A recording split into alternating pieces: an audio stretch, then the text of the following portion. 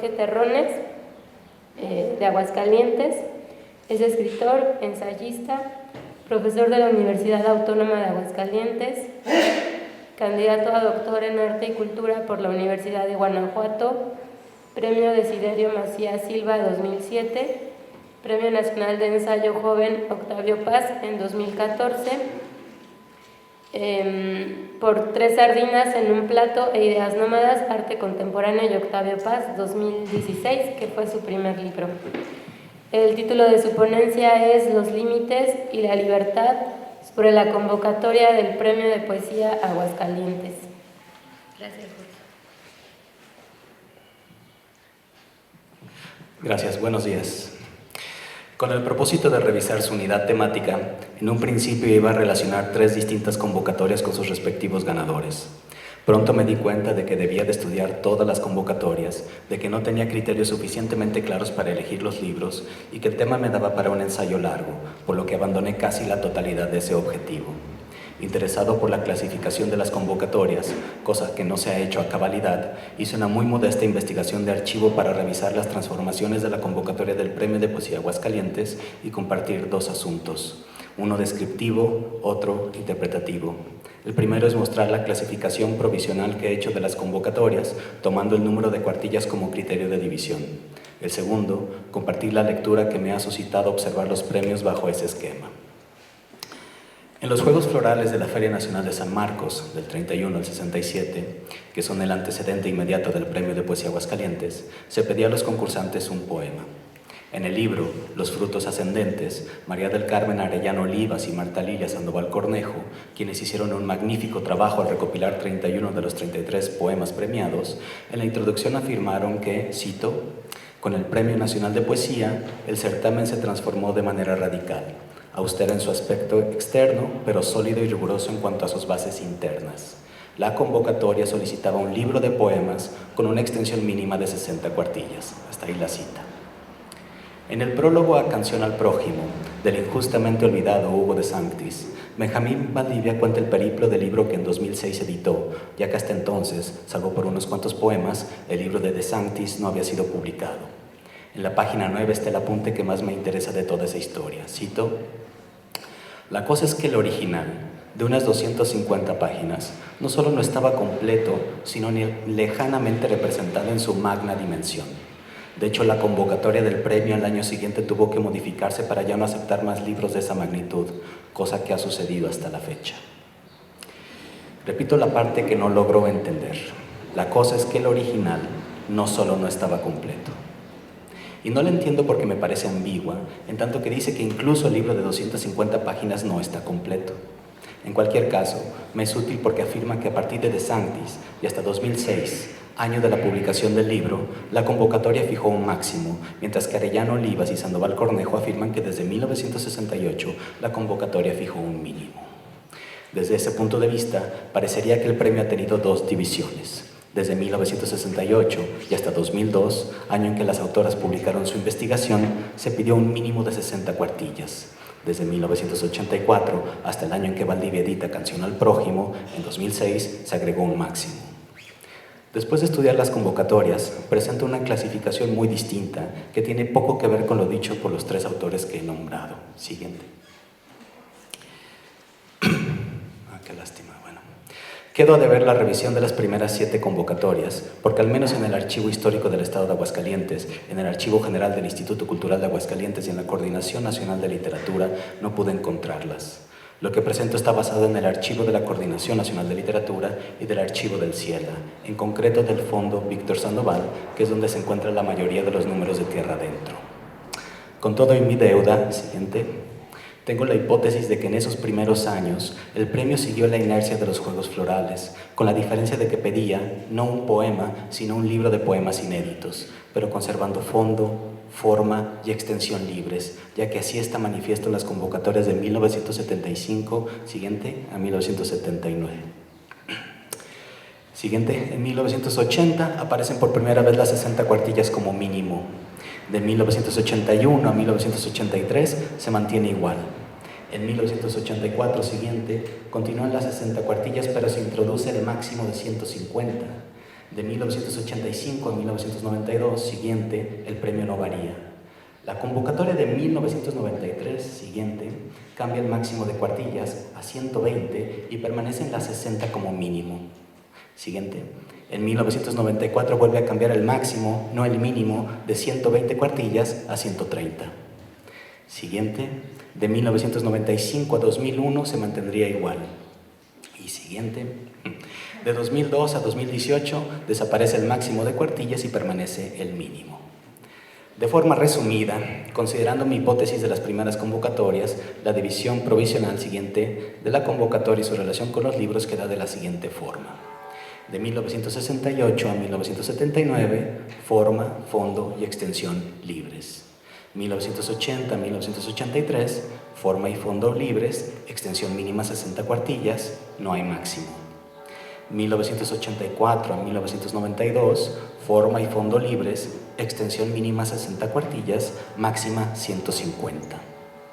1993, forma y fondo libres, extensión mínima 60 cuartillas, máxima 120. De 1994 a 2001, forma y fondo libres, extensión mínima 60 cuartillas, máxima 130.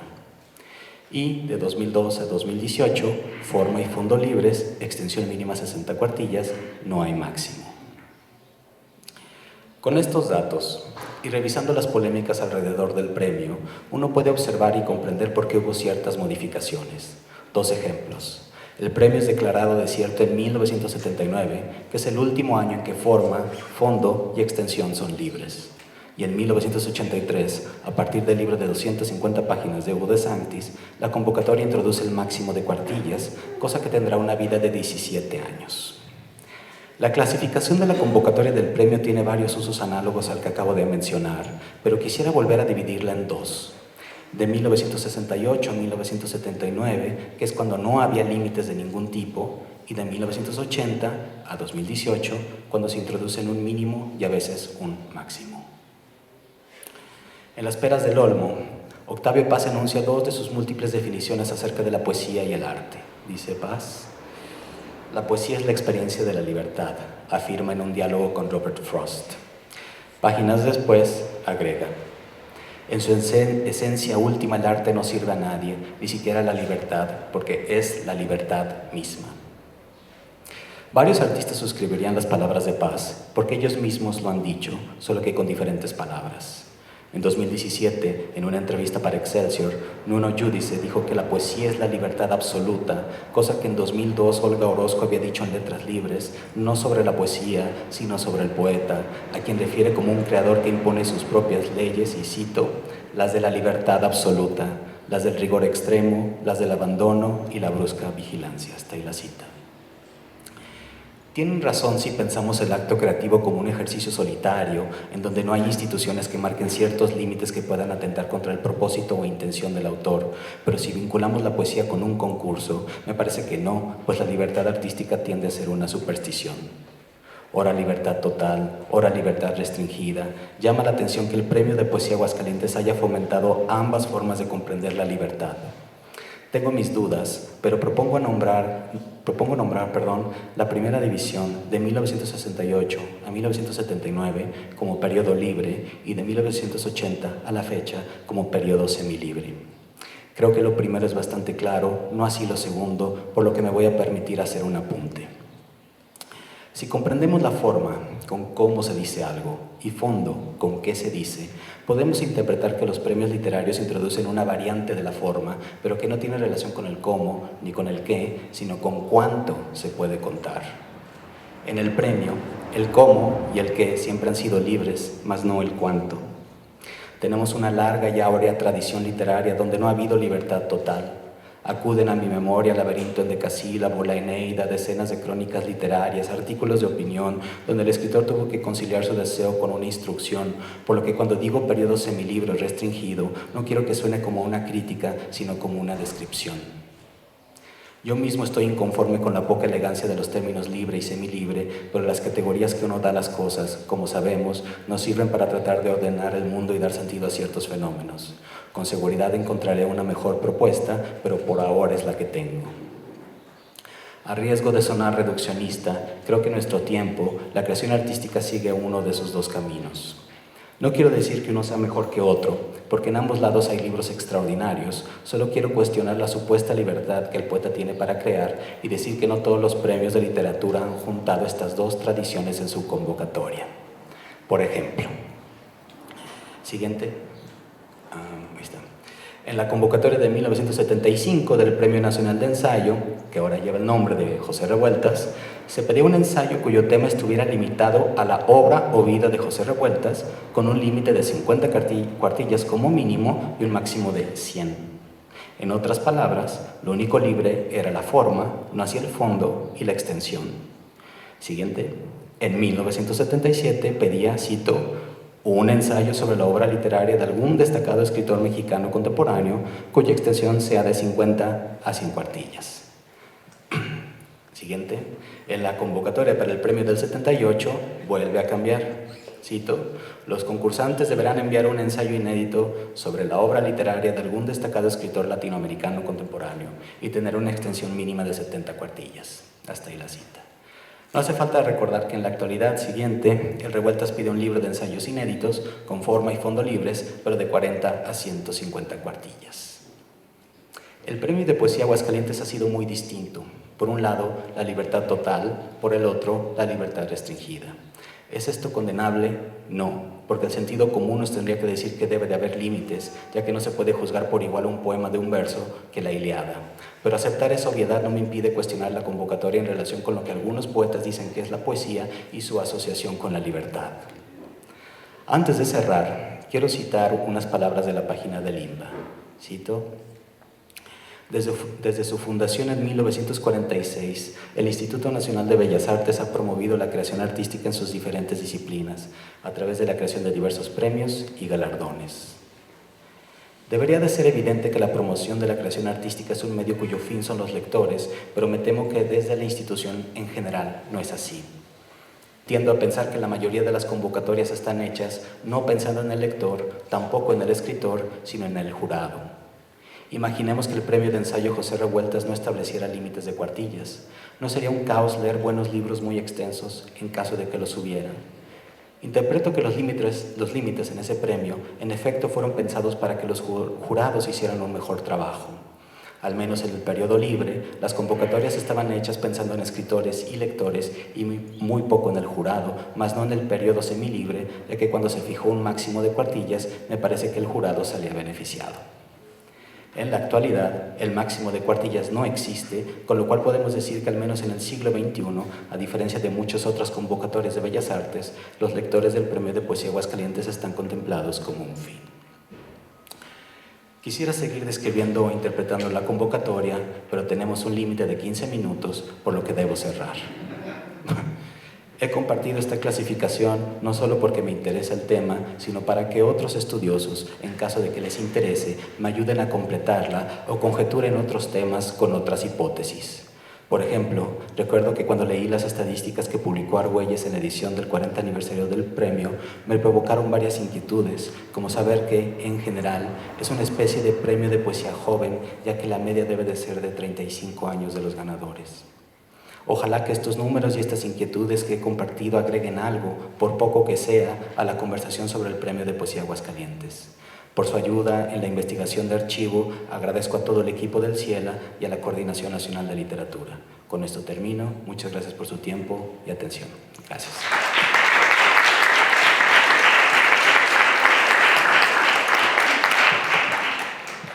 Muchas gracias, Jorge, por tu interesante perspectiva y por ser tan preciso en el tiempo. Ahora, Claudia Soraíz Castañeda García es la siguiente participante. Ella es egresada de la Maestría en Comunicación de la Ciencia y la Cultura del ITESO. Es docente en la Licenciatura en Ciencias de la Comunicación de la Facultad de Derecho y Ciencias Sociales de la Universidad Autónoma de Tamaulipas. Se desempeñó como directora de Educación y Desarrollo Artístico del Instituto Tamaulipeco para la Cultura y las Artes y cursó el verano de Estudios de Género del Colegio de México en 2017. Su ponencia se llama representación y configuración de un canon, el Premio Bellas Artes de Poesía Aguascalientes a través de sus jurados. Gracias. Gracias, buenos días. Yo más que veanme a mí, me gustaría que vieran el muro. Ese muro será importante para seguir lo que les voy a compartir. Los premios literarios son dispositivos de prestigio, autoridad y calidad, al tiempo que estrategias de fomento a las letras y el libro. Pueden definirse como resultado de las condiciones de producción, intercambio y circulación de valor cultural al interior de las letras, pero también como producto de políticas públicas de comunicación que buscan incentivar la economía del sector. Esta ponencia considera desde una perspectiva interseccional cuantitativa cuáles han sido las condiciones de producción y consolidación de un canon poético mexicano a partir del análisis de los jurados del Aguascalientes como dispositivo generador de prestigio y consolidación de una comunidad artística acotada.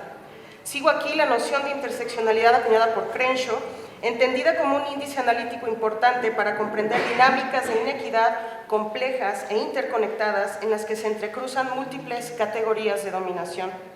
Haré brevemente una revisión de sus jurados durante sus 50 años de existencia en 3 bloques históricos que corresponden con momentos críticos de política pública que impactaron en su conformación. Estos bloques los analizo con la mirada en 2 intersecciones primarias: el género de sus jurados, entendido desde una binaridad mujer-hombre, y su lugar de nacimiento. De acuerdo con Otto Granados Roldán, un premio vale por el mérito de su jurado, como apunta en su texto introductorio al volumen que conmemora los 30 primeros años del Premio Aguascalientes, cuando afirma: el rasgo común de los jurados ha sido el rigor y calidad de sus propias obras, lo que inviste a su vez al premio de prestigio, solvencia intelectual y proyección nacional. Así, como afirma James English, el premio define al artista. Ganar un premio Bellas Artes de Literatura o ser jurado de alguno de ellos otorga a estos individuos el prestigio de pertenecer a un grupo reducido de escritores cuya obra se considera meritoria.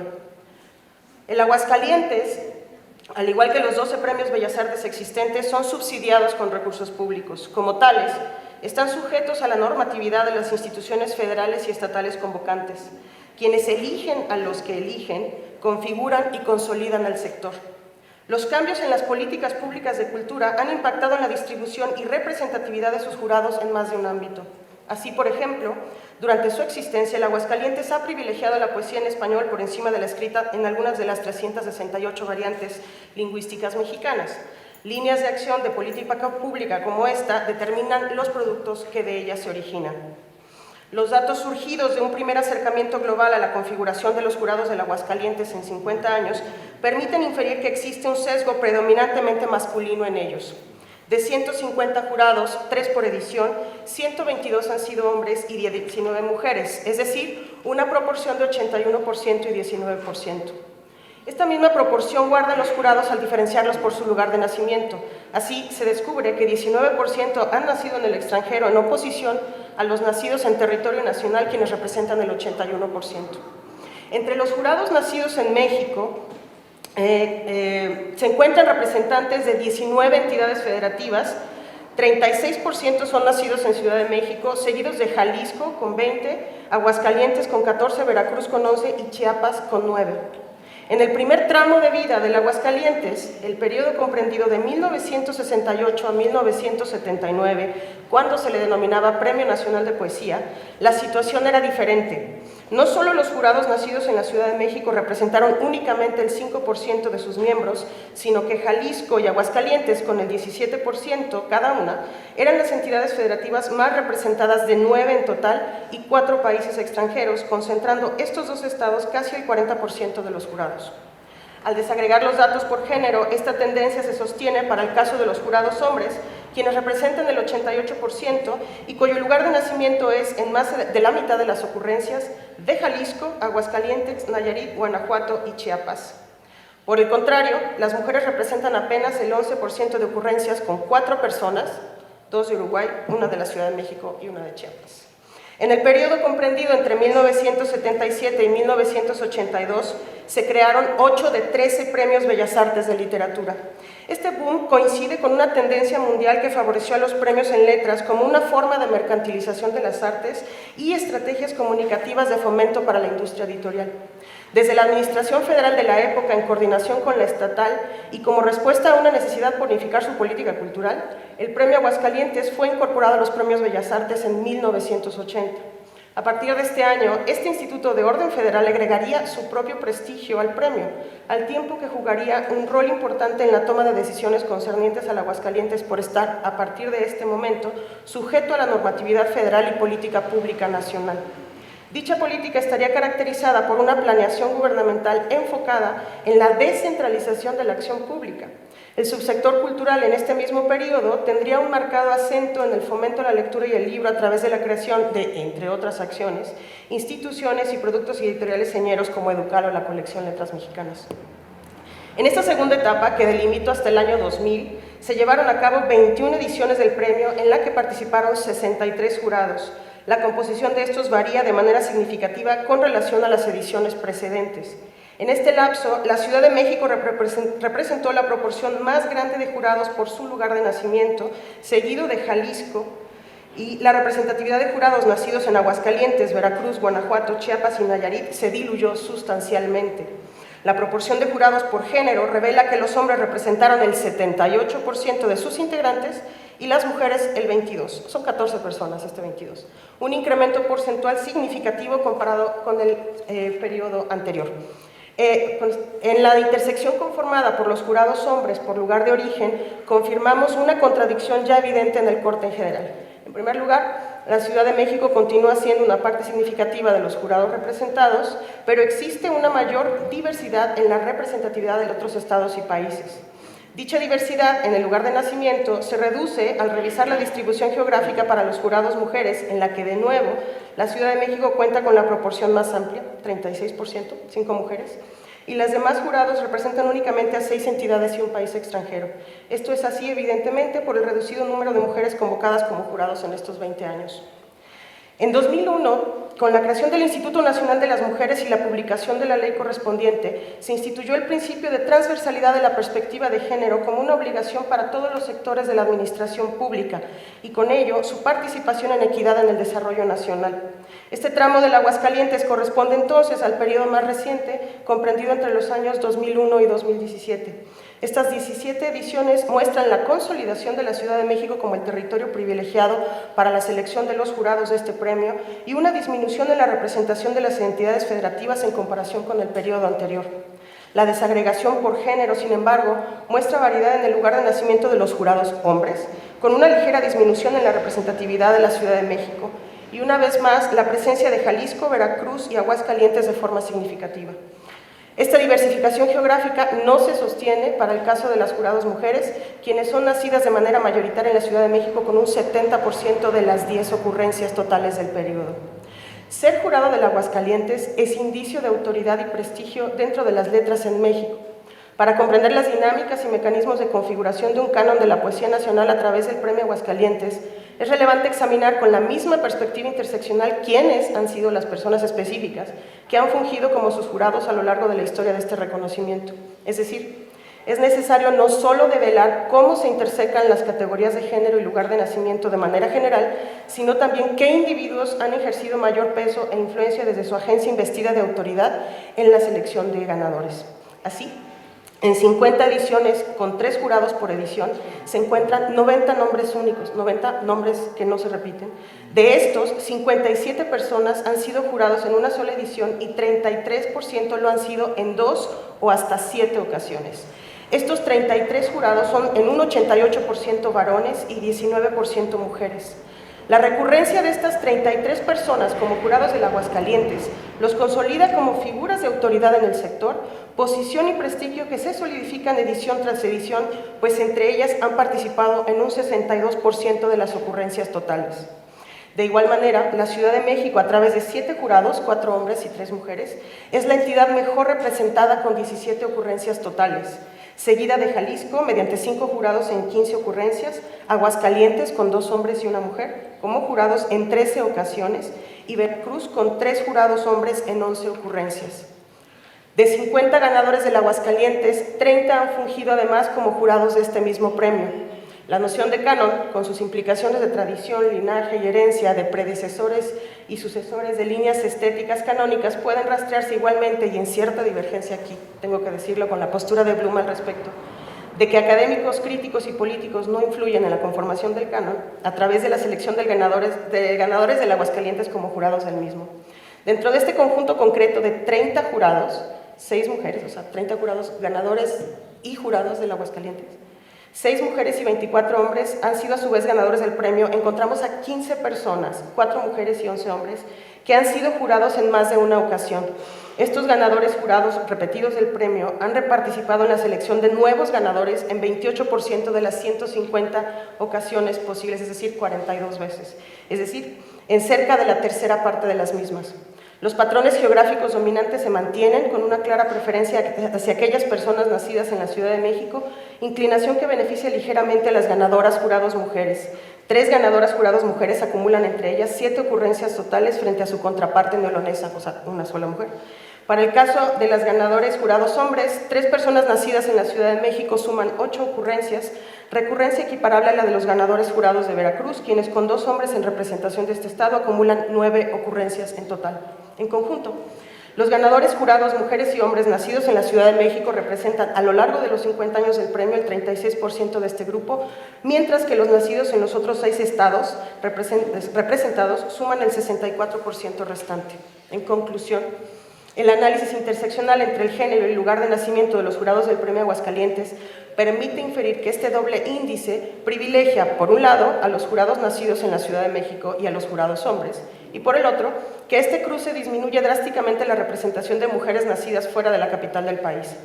El Aguascalientes, además, como dispositivo de política pública, ha hecho de las personas encargadas de seleccionar a los jurados facilitadores de la configuración de un canon de la poesía a través del prestigio que este premio otorga tanto a los ganadores como a quienes se les ha adjudicado la labor de elegir las obras de mayor mérito estético en cada edición. Las personas que son investidas con dicha responsabilidad y que son convocadas de manera reiterada a lo largo de los años se consolidan a su vez como árbitros de una comunidad con poder y autoridad dentro del sector de poesía nacional. Sin embargo, al no existir un reglamento, reglas de operación y manual de procedimientos, más allá de las propias convocatorias, que ya vimos un buen análisis acá, que oriente a las instituciones convocantes en el proceso de selección de jurados, este mecanismo deviene arbitrario y queda sujeto a las decisiones, posturas y sesgos de las personas encargadas de esta labor tan importante. Al seleccionar a un jurado, se está determinando también un sesgo y un posible rango de ganadores. La concentración y recurrencia de los jurados, la distribución geográfica de los mismos y la representación de mujeres y hombres en el universo de figuras de autoridad del Aguascalientes aquí mostradas, trazan una primera ruta de exploración e impacto de las políticas públicas en materia de fomento a las letras a lo largo del último cuarto del siglo XX y las primeras décadas del XXI. Igualmente es posible continuar el esbozo del papel que juegan los mecanismos normativos y de selección de jurados en la configuración de un canon de la poesía en México. Así, por ejemplo, en combinación con métodos cualitativos que amplíen y profundicen este panorama, podríamos indagar, si fuera posible inferir, qué tipos de trabajos ganan el Aguascalientes a partir de la configuración de los jurados, cuáles son las corrientes estéticas que deja fuera del canon desde la conformación de las mesas de jurados. De igual forma, sería posible desentrañar qué mecanismos y reglas de operación se requieren para definir protocolos precisos que aseguren el cumplimiento de la normatividad en materia de planificación del desarrollo y perspectiva de género, cómo incluir otras categorías y criterios además del geográfico y de género en la selección de los jurados, y pienso en el criterio de edad, por ejemplo, así como fortalecer los mecanismos de colaboración entre Estado y Federación para asegurar el correcto funcionamiento del premio, entre muchas otras indagatorias. Quien selecciona, configura. No es menor el papel del Estado mexicano y la entidad federativa en la consolidación del canon de la poesía en México, así que lo que sigue a continuación es más una búsqueda de nuevas preguntas que permitan constituir un premio Bellas Artes de Poesía Aguascalientes más representativo, equitativo y diverso. Gracias.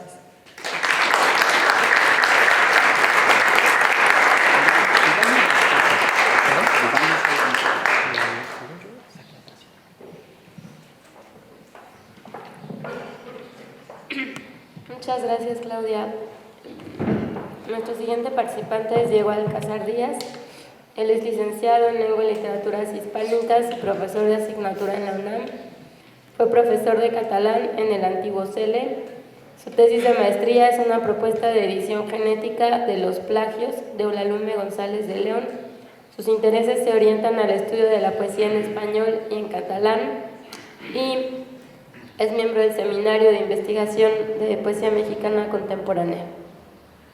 Diego. Gracias, Diana. La ponencia que traigo el día de hoy habla de un concepto un poco inestable y medio vago, ¿no? Pero que curiosamente se llama estabilidad retórica. Entonces, consideraciones sobre la estabilidad retórica en 3 premios Aguascalientes, 2000, 2004 y 2005. La preeminencia canónica derivada del premio Aguascalientes ofrece un panorama complejo y rico a la vez para un acercamiento a la práctica de poesía, entendida esta como un ente tripartito: la escritura, la lectura y la crítica. Ante el horizonte que se columbra con la lista de ganadores de dicho reconocimiento y las tendencias que de ahí emanan, conviene intentar acercarse a las líneas que podrían definir o informar a la poesía mexicana reciente. El premio ha sido el operador de cambios llamativos dentro del panorama literario reciente. Piénsese en lo cardinales que resultan, no me preguntes cómo pasa el tiempo, o La zorra enferma, ya referidos hace unos minutos, para la modulación de lenguajes y de elementos que se siguen leyendo hoy en día. Además de estos 2 momentos claves de la historia del premio, se tienen que mencionar el trabajo compositivo en lenguaje e imágenes, por ejemplo, de José Jesús San Pedro o de Coral Bracho, la exploración en torno a una idea recurrente de Minerva Margarita Villarreal, de A. E. Quintero o de Renato Tinajero, o bien la región devastada que se presenta en el libro de Jorge Humberto Chávez. Otra manifestación notable en el premio y en las consecuencias que éste tiene es la forma en que el poema se va configurando o bien surge a raíz de las experiencias autobiográficas, reales o pretendidas, expresadas por los poetas. Para la presente revisión me centro en 3 libros ganadores del premio: Los hábitos de la ceniza, de Jorge Fernández Granados, Reducido a polvo, de Luis Vicente de Aguinaga, y Hay batallas, de María Rivera. Porque en ellas, considero, aparece un trabajo en donde se resalta la experiencia autobiográfica como forma literaria y como eje rector de la escritura poética. A su vez, la memoria surge también como un constructo literario que apela a una lectura en busca de asideros de la tradición. La elección de estos 3 libros supone además un ejemplo de los procesos formativos de cada uno de los poetas. Existe un camino previo, largo, en los trabajos tanto de Fernández Granados como de Aguinaga, pero no en Rivera, aunque también esa segunda incursión editorial resulta significativa, dada la importancia del premio a partir de su proyecto escriturario. Es decir, que puede hablarse de un punto de inflexión en los poetas a partir de la consecución del premio.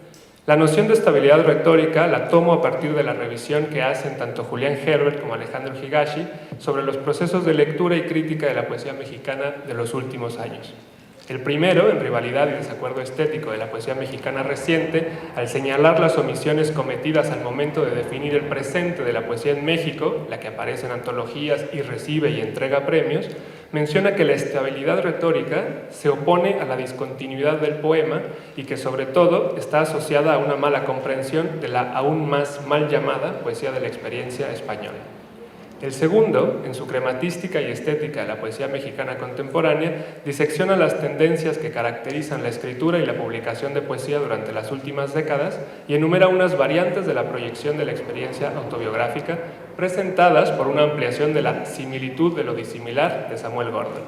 Dice Higashi: encontraremos la hegemonía de una experiencia autobiográfica subjetiva y anecdótica, escondida la mayor parte del tiempo tras distintas técnicas de enmascaramiento o sublimación. Lo que vincula estas obras es la forma en que la voz poética aparece modulada en cada caso.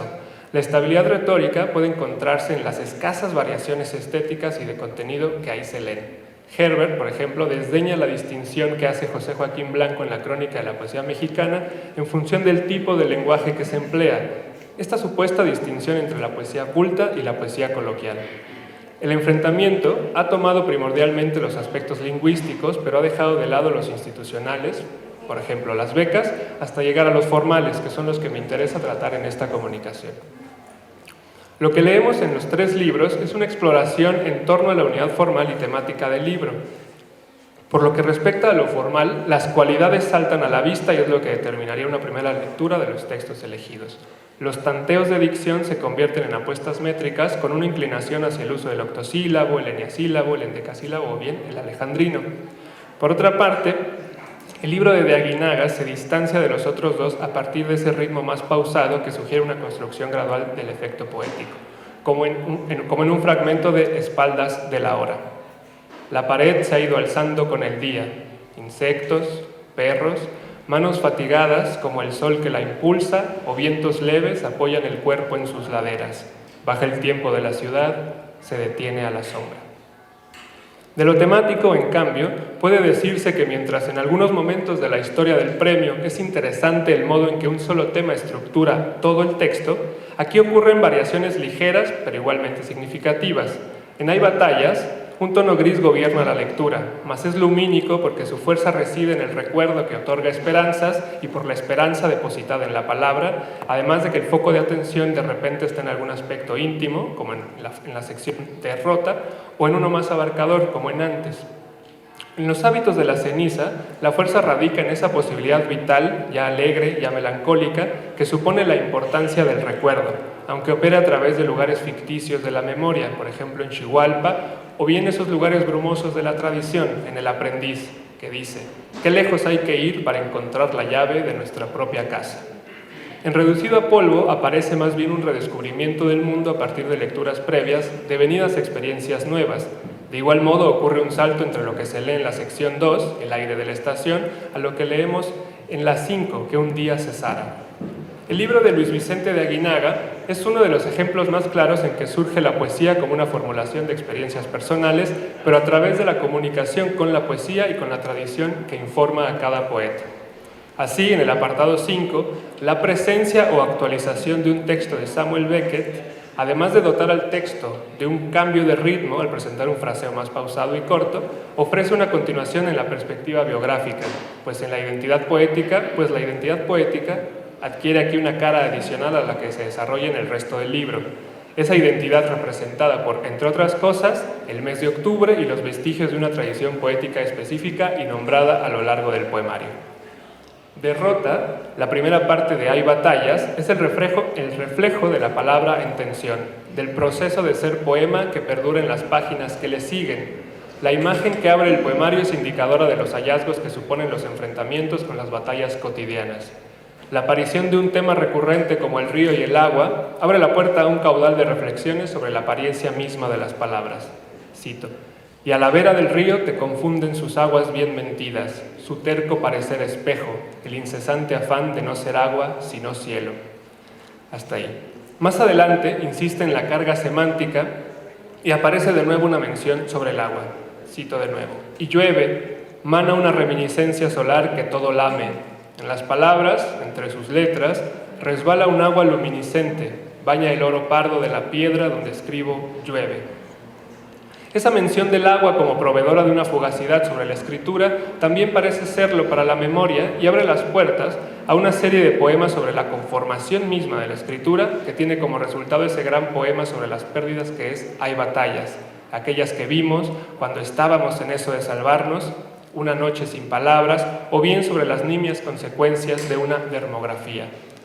Esa serie de afortunados poemas sobre el infortunio, luego de una larga insistencia sobre la agonía de Dios, pudiera concluir con la respuesta que surge de una pregunta anecdótica convertida en formulación poética. Cito: «No tengo corazón para las cosas felices de este mundo. No me alcanza el corazón para la risa, ni el ojo para el ave, ni la mano para la gota. Es triste, lo sé, pero no tengo corazón para las cosas felices de este mundo». Así, la respuesta ofrece pistas para acercarnos críticamente a la obra de Rivera, marcada por una nostalgia del oído o de lo trágicamente vivido.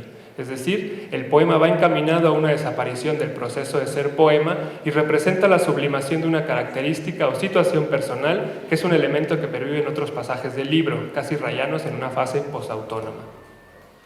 En los hábitos de la ceniza, una constante es la recolección de objetos ligados a la memoria personal o bien la declaración de una pérdida futura, como se lee non serviam, a través del uso del lenguaje transparente, articulado en torno a la experiencia íntima y contenido por modulaciones rítmicas y estróficas comentadas ya por Alejandro Higashi, quien dice que el texto de Fernández Granados presenta, cito, una memoria afectiva profundamente humana y personal, hasta cincelar una experiencia que sirve como puente entre una creación autoral y una sensibilidad lectora.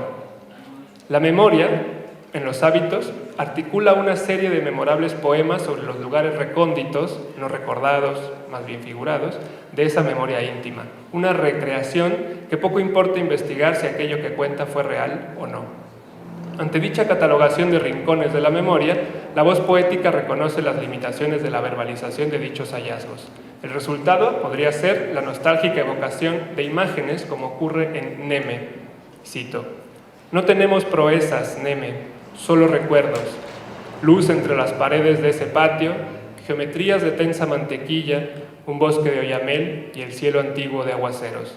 No tenemos más que estos ojos que cuentan esas alas en el aire y tiemblan en la noche, los mundanos tesoros de su lumbre, su pan y su memoria.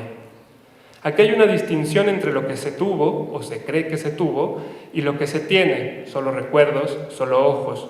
Los elementos revisitados son llamativos, geometrías, bosque, cielo antiguo, mundanos tesoros, estos definidos por una tríada aún más llamativa, lumbre, pan y memoria.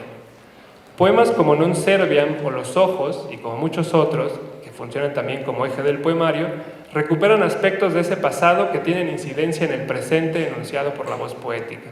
Por ejemplo, en Jardinera ocurre también una conjunción de detalles que realzan el cauce discursivo de gran parte de los hábitos de la ceniza, la sensación aletargada con que aparecen los recuerdos y de donde se obtiene algún aprendizaje. Cito a Jorge Fernández Granados. ¿Cuántos días se fueron despacio en el movimiento embosado como la quietud de cotidianos cansancios, en esa inocente alevosía de oficiar lo indispensable y alumbrar mis años?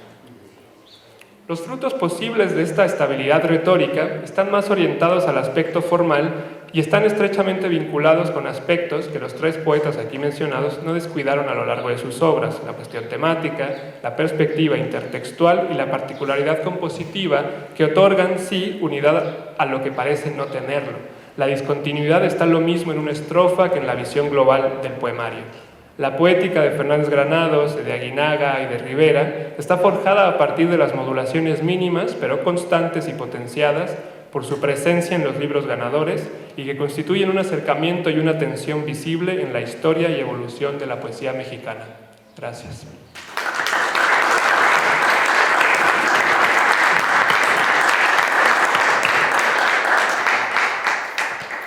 Muchas gracias, Diego. Continuamos con Israel Ramírez Cruz, que es doctor en Letras Mexicanas con especialidad en Literatura por la Universidad Nacional Autónoma de México. Pertenece al Sistema Nacional de Investigadores, nivel candidato. Fue becario de investigación del Centro de Estudios Lingüísticos y Literarios del Colegio de México. Se ha especializado en la vida y obra de Jorge Cuesta y actualmente es profesor investigador en el Colegio de San Luis y también pertenece al Seminario de Investigación de Poesía Mexicana Contemporánea. Gracias, Diana. Muchas gracias. Primero quiero empezar con un agradecimiento en especial a tres personas. Sería algo así como dos Claudias y una Eva. Por supuesto, a la titular del Instituto de Cultura de Aguascalientes, el apoyo y, por supuesto, la apertura siempre cuando se plantean actividades vinculadas con poesía o con el seminario. En segundo lugar, por supuesto, a Claudia Quesada, titular de Ciela Fraguas, quien ha sido no solamente receptiva, sino además una animosa, animadora, ¿no? y siempre sonriente, colaboradora desde Aguascalientes. Y a Eva Castañeda por la organización desde el Seminario de Investigación en Poesía Mexicana Contemporánea de este seminario, de este coloquio. Entonces, Bueno, sumaría, ya que estamos en agradecimientos, porque uno no sabe, cuando plantea un tema para la ponencia, no sabe con quién le va a tocar, ni además qué tipo de ponencia va a escuchar. Yo agradecería además a Claudia Sorais Castañeda, porque algunos de sus, desde su perspectiva, digamos, me van a permitir quizá en una segunda parte acercarme al proceso que estoy leyendo de los talleres literarios, en relación justamente con el origen de los poetas pertenecientes a los talleres y su género, ¿no? Entonces, bueno, empiezo diciendo que mi ponencia tiene 3 objetivos centrales. El primero, el más importante para mí, es discutir la ausencia del género de la poesía en esto que se ha llamado la literatura del norte. Regularmente, cuando se habla de literatura de la frontera, de los bordes, literatura chicana, mayormente, no quiere decir que se quede de lado completamente, pero mayormente se refieren los críticos a narrativa. Entonces, lo que quiero plantear es que el género de la poesía no solamente ha quedado de lado en la crítica, sino que además habría que pensar, este es mi segundo objetivo, habría que pensar que quizá la poesía forma parte del germen, y de un germen quizá más antiguo, de eso que se ha llamado la literatura del norte. ¿Por qué? Por el premio, el libro y la obra de autores, ¿no?, como José de Jesús San Pedro, que gana el premio Aguascalientes en 1975, por lo menos 10 años antes de que la crítica distinga esto que se ha llamado la literatura del norte. Y un tercer objetivo general es vincular una tradición muy sólida de literatura del norte, específicamente de poesía del norte, a través de la figura de 2 autores que ganan el premio Aguascalientes. El primero ya lo nombré, José de Jesús San Pedro, y el segundo, Jorge Humberto Chávez. El primero en 75 y el segundo hace exactamente 5 años. Entonces, lo que quiero hacer es vincular a estos autores, por lo menos dejar perfilado ese vínculo, por medio de un elemento tercero que tiene curiosamente muchísima conexión con el estado de Aguascalientes y específicamente también con la figura justamente de Víctor Sandoval.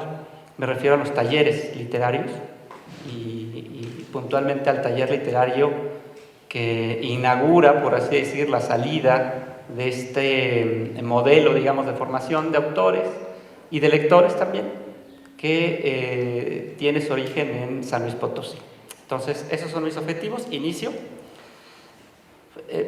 Por supuesto, planteo esos objetivos porque van a haber ciertas líneas que se extienden muchísimo, pareciera, ¿no?, en la ponencia, pero todas trataré de conectarlas hacia el final. Fue en la segunda mitad de la década de 1980 que se percibió la emergencia de una literatura que se escribía desde y sobre el norte, en la frontera, reflejo de lo que podríamos llamar Norte Way of Life. Sin duda, el establecimiento del Programa Cultural de las Fronteras en 1983 iluminó lo que desde años atrás crecía a su propio ritmo, una literatura a contrapelo de la escrita y promocionada desde el centro. Dicho programa federal se percibía como un ejercicio de descentralización de la cultura, aunque también, hay que decirlo, escondía una intención de control nacionalista sobre las manifestaciones culturales que se creían más cercanas a las norteamericanas y, por supuesto, más alejadas de esa idea nacionalista.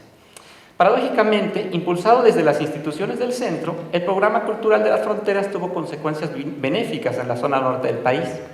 Víctor Zúñiga, en un trabajo titulado La política cultural hacia la frontera norte, análisis de discursos contemporáneos, 1987-1990, retoma los juicios expresados en el primer Foro de Cultura Contemporánea de la Frontera de México, realizado en 1986, así como un corpus extenso extraído de la revista Cultura Norte, una revista que se le ha dado poco estudio y difusión. Sin embargo, es una revista importante para lo que tiene que ver con el medio cultural justamente del norte, ¿no?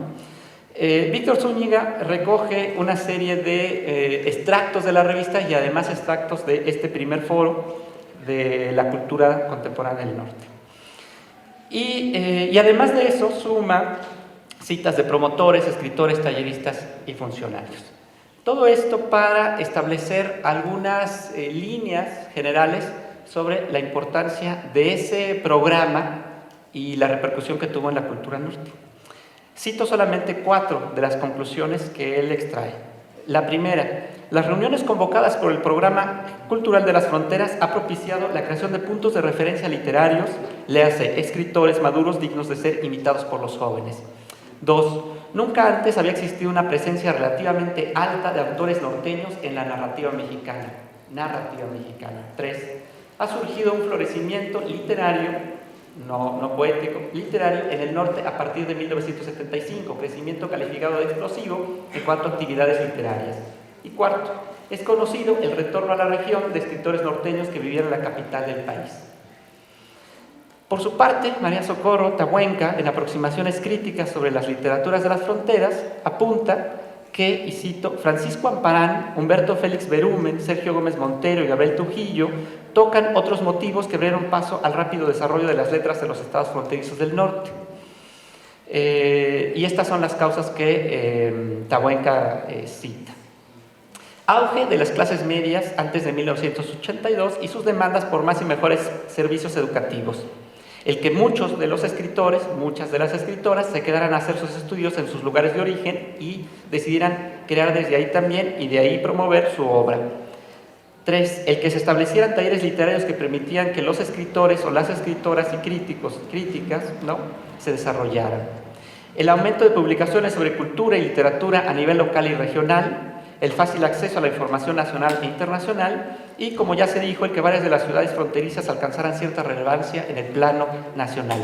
También agrega el crecimiento dinámico y significativo que experimentaron los estados fronterizos durante la década anterior favoreció en cierta medida a las literaturas regionales. En síntesis, digo yo, hay una tendencia que apuesta por el rechazo a la administración oficial y otra por el reforzamiento de lo regional. Sin embargo, ambas sirven como contexto mayor de lo que sucede a partir de los talleres literarios en la década de 1970 y principalmente en el que se funda en San Luis Potosí y que conecta con los 2 puntos centrales que quiero perfilar. El primero, la línea que vincula por medio del taller a José de Jesús San Pedro y a Jorge Humberto Chávez como poetas del norte, un género escurcido por la crítica al construir la etiqueta literatura norteña, y un territorio conflictivo cuando se piensa la tradición poética como homogénea y única, es decir, el norte. El segundo, central para el coloquio que nos convoca, es el hilo que los une como poetas premiados por el Premio Aguascalientes. Uno en el contexto de la década de 1975 y el otro en la segunda década del siglo XXI. Talleres literarios en México, San Luis Potosí y Aguascalientes. La historia literaria mexicana durante la segunda mitad del siglo XX se cultiva en una parte sustancial en los talleres. 3 etapas distinguen, desde mi perspectiva, su labor por el alcance territorial que tuvieron. Curiosamente, en 2 de ellas participan escritores extranjeros. Identificaría yo una primera etapa donde destaco, no voy a leer, no voy a saltar, a Juan José Arriola, con su taller fundado en 1955, un taller de corte eminentemente personal, es decir, no institucionalizado, no dependiente, digamos, de presupuesto ni local, ni federal, etcétera, ¿no? Y otro con una constitución, digamos, mucho más institucional, que sería el Centro Mexicano de Escritores, donde participa Margaret Chi. La segunda etapa, el taller literario regional de San Luis Potosí, animado por la figura de José Donoso Pareja. Y el tercero, creo yo, el caso de los talleres, lo que gira alrededor del programa de jóvenes creadores que auspicia el FONC. Trazar un recorrido entre estos 3 puntos es relevante siempre y cuando nuestra mirada se extienda por el paisaje en que se enmarcan: el otorgamiento de becas, la inserción de los jóvenes en el medio literario, el surgimiento de la etapa preparatoria en la carrera del escritor y la descentralización de los espacios culturales, entre otros.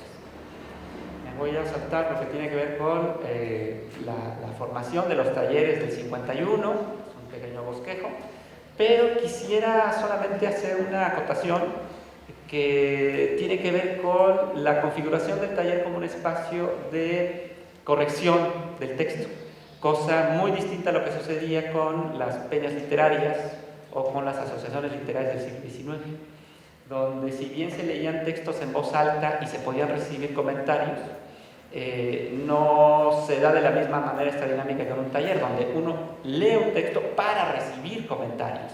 Y en ese sentido el texto que se lee en un taller adquiere un carácter preparatorio, no terminado, no definitivo, ¿no? Lo que no sucedía con las asociaciones literarias, donde uno leía un texto terminado.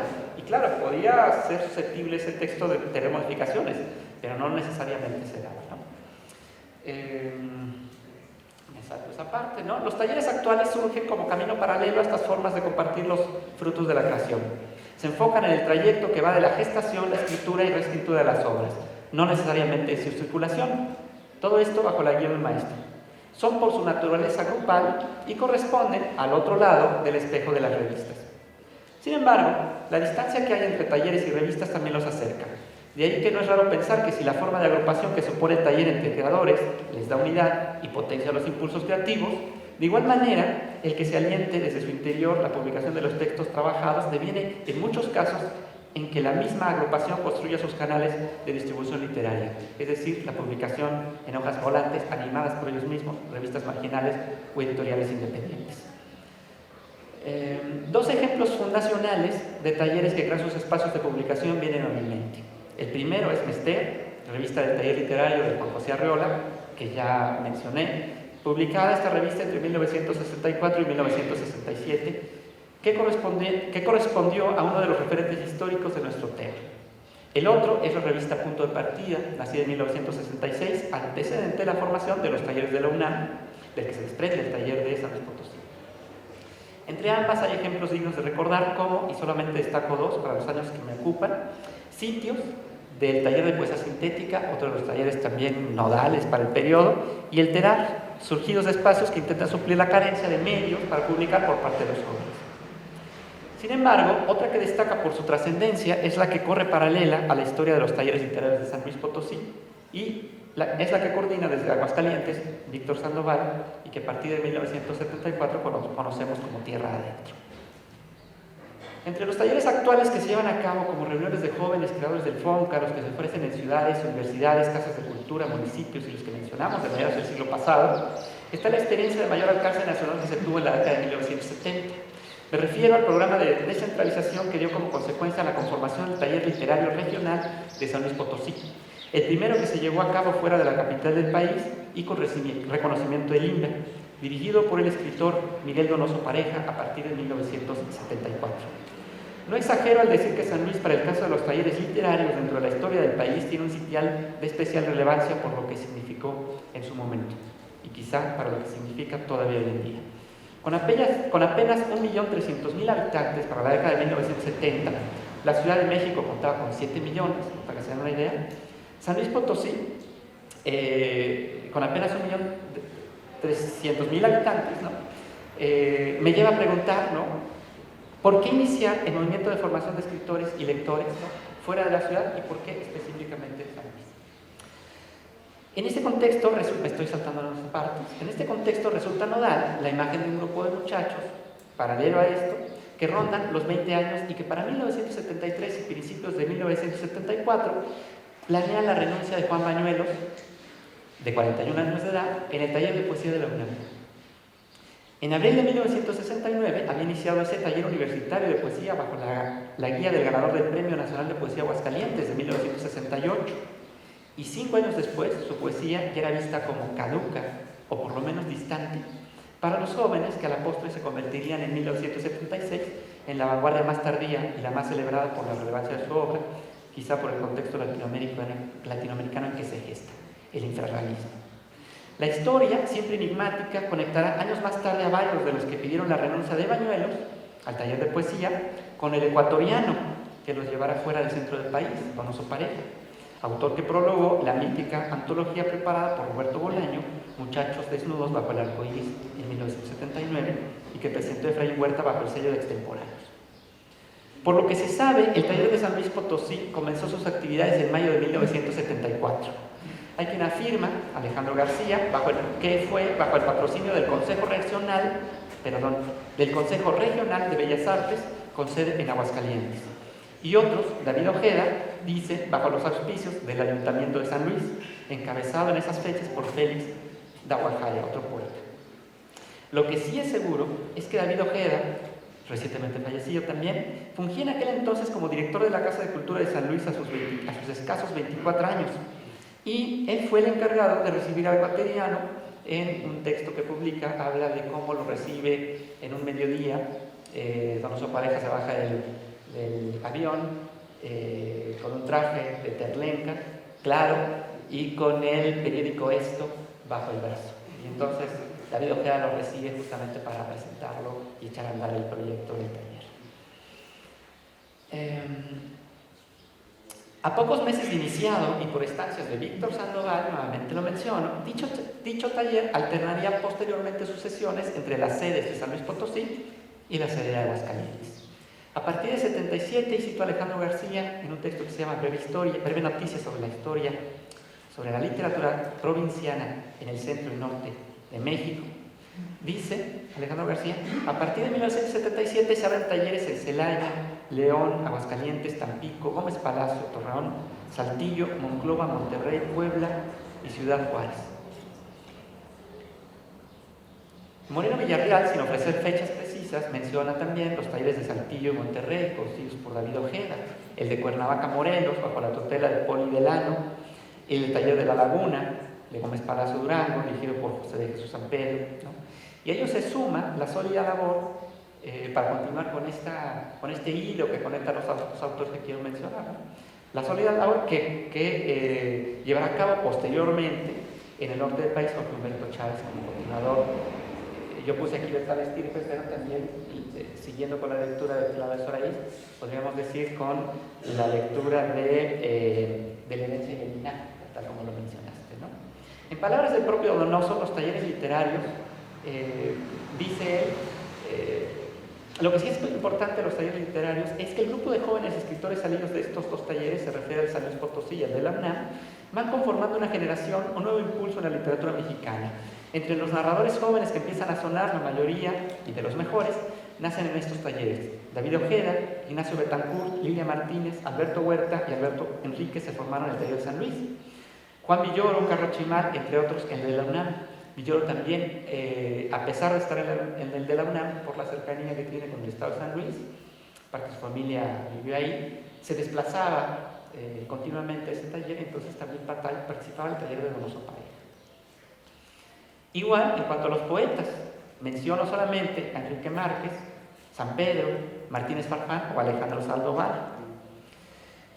En el mismo sentido, Juan Humberto Chávez, en un texto titulado El Inventor de la Luz, relata, y cito: conozco a muchos autores que se asumen como parte de esta literatura emanada del tallerismo de Donoso, caracterizado por la autocrítica, el rompimiento con los cánones, el cuestionamiento de los límites estéticos e ideológicos, el compromiso dinámico con eso que podemos llamar la perfección del trabajo del escritor. Habrá otros que lo nieguen, cito todavía, ¿no? En lo que concierne a autores como yo, dice Chávez, Miguel Ángel Chávez, Díaz de León, su hermano, Joaquín Cosío, César Silva, Edgar Rincón y Luis Rico Carrillo, entre otros, estando en la orilla del mundo que es y fue Ciudad Juárez en 1980, Miguel Donoso Pareja inventó una luz distinta para ver la literatura mexicana y mundial desde la frontera norte de México. Segunda parte y cierre. Desterritorialización y creación de la poesía mexicana. Para 1982, y sigo aquí Alejandro García, que tiene además un libro sobre los talleres, es el único volumen que yo conozco. Hay una tesis también sobre los talleres literarios en México. Siguiendo a Alejandro García, en 1982 inicia realmente la diáspora, le llama él, de coordinadores de los talleres originarios de San Luis Potosí. Mientras que San Pedro gana el premio Aguascalientes no siendo integrante del taller, sí se integra a él después y se queda. Lo cual quizá habla del grado de dos cosas, del grado del compromiso del autor joven, pero además también de que la tutela de Donoso era capaz de ofrecerle al joven premiado algo que él todavía no tenía. En el caso de Chávez, el premio lo obtiene después de haber sido integrante de un taller de poesía en Ciudad Juárez, sin contar con que él se convertiría en uno de los coordinadores del propio taller años después. Caso semejante es el que sucede con el zacatecano San Pedro, quien entre 1976 y 1986 fungió como coordinador del taller Gómez Palacio Durango y Torreón Coahuila. De igual manera tuvo a su cargo un taller en Zacatecas, Curiosamente, de ahí emana Juan José Macías, un poeta zacatecano y tallerista después, que trabaja vinculado a la Universidad Autónoma de Zacatecas, en el que participa también Javier Acosta. Y Javier Acosta después gana el premio de Aguascalientes. Enfocado de esta manera, el taller de San Luis Potosí abre la puerta a la formación de poetas que después serán acreedores del premio Aguascalientes, por lo menos algunos, y posibilita el canal de tránsito de la literatura central hacia otros territorios. Son parte del proyecto de descentralización de la cultura, estos talleres, y principalmente están en el origen de lo que posteriormente será conocido como literatura del norte. Al referirse a la desterritorialización y literatura dentro de una misma realidad nacional, Ana Ruiz Sánchez sostiene que hay dos consecuencias expuestas por la crítica. La cito. Voy a citar solamente la primera, que es la que me interesa. Prácticamente en todas las literaturas nacionales se puede acreditar la existencia de una trayectoria cronológica discontinua de la literatura producida en procesos de desterritorialización. Sin embargo, la ficción orientativa de unidad nacional, propia de todo canon, ha conseguido, en la mayoría de los casos, ocultarla. Eso es lo que sucede específicamente con la literatura del norte en un primer momento y específicamente, creo yo, en un segundo momento con la poesía escrita en el norte del país. Víctor Barrera Enderle, en el último párrafo de un artículo en que se dedica a cuestionar el término literatura del norte, apenas menciona el género lírico con estas palabras. Es el último párrafo, no menciona en ningún otro momento, ¿no?, la poesía. Cito: la única manera de eliminar esa metonimia incómoda y de comenzar a mirar el fenómeno en su complejidad es planteando nuevas estrategias de lectura, asomarnos a otros géneros. La poesía, dice, ha producido en la región voces muy interesantes y dialogar críticamente con ello. Si se habla con tanto afán de literatura del norte, es hora de que también comencemos a hablar de lectores del norte. En el entendido que la interacción del lenguaje, la literatura y el territorio se median por el poder, la movilidad de la poesía escrita entre la meseta central y la zona norte se desplaza hacia nuevos territorios de la cual había sido negada su presencia. Dicha literatura menor, y también retomando las palabras de Ruiz Sánchez, el texto citado, sufrió un ocultamiento dentro de la narrativa que se construyó desde una idea de literatura mexicana lineal, estable y homogénea. De igual manera, la desterritorialización, comúnmente vista como la intensificación de la movilidad de la poesía del norte, tampoco puede enfocarse como un interés por insertarse en el centro, sino quizá de utilizar las herramientas que brindaron los programas estatales y federales para escribir una poesía distinta a la tradición. Un ejemplo, Salto de Gato, y te diría que fuéramos al río Bravo a llorar, pero debes saber que ya no hay río ni llanto, confirman su diferencia con la estética central, su destacada factura y el enriquecimiento a la corriente canónica. Es decir, no creo que tengamos que entender la literatura del norte y la poesía del norte como una inserción dentro del centro, sino más bien como un enriquecimiento de la poesía del centro por la poesía del norte. Y aquí